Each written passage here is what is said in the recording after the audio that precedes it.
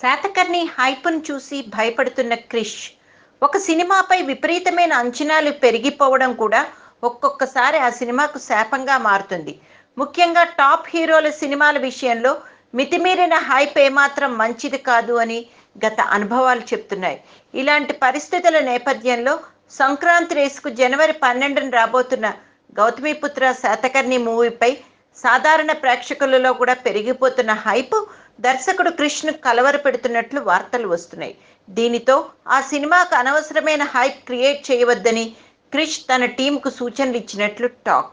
ఈ cinema trailer వచ్చాక విపరీతంగా పెరిగిపోయిన ఈ సినిమా క్రేజ్ ఈ మధ్య జరిగిన ఆడియో లాంచ్ తర్వాత శాతకర్ణి గొప్పతనం గురించి, తెలుగు చరిత్ర గురించి తెలుసుకున్న నందమూరి అభిమానులు, అదేవిధంగా సాధారణ ప్రేక్షకులు కూడా ఈ సినిమాపై విపరీతమైన అంచనాలు పెట్టేసుకుంటున్నారు. దీనికి తోడు ఈ సినిమా పాటలు, వీడియోలు కూడా ఇంప్రెస్ చేసే విధంగా ఉండటంతో ఈ మూవీ క్రేజ్ విపరీతంగా పెరిగిపోయింది. అయితే గత సంక్రాంతికి కోన వెంకట్, డైరెక్టర్ శ్రీవాసులు కలిసి బాలకృష్ణ మూవీ డిక్టేటర్కు భారీ హైప్ తెచ్చేశారు. బాలయ్య కెరియర్లోనే ఇదో గొప్ప సినిమా అంటూ చాలా పెద్ద ఎత్తున ప్రచారాలు చేసేశారు. తీరా థియేటర్లోకి వచ్చిన తర్వాత ఈ సినిమా డిజాస్టర్గా మారిపోయింది.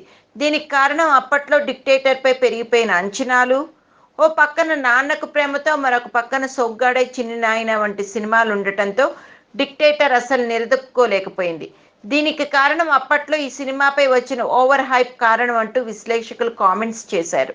దీంతో ఇప్పుడు శాతకర్ణి విషయంలో ఏమాత్రం ఓవర్ హైప్ చేయకుండా ఇప్పటి వరకు క్రియేట్ అయిన ఇమేజ్ను మరో కొద్ది రోజులు కొనసాగించి ఈ సినిమా విడుదలకు 3 రోజుల ముందు నుంచి ఈ సినిమాకు సంబంధించిన బాలయ్య శ్రీయల్ ఇంటర్వ్యూలు, అదేవిధంగా హేమామాలినితో కూడా ఇంటర్వ్యూలు ప్రచారం చేస్తారని తెలుస్తోంది.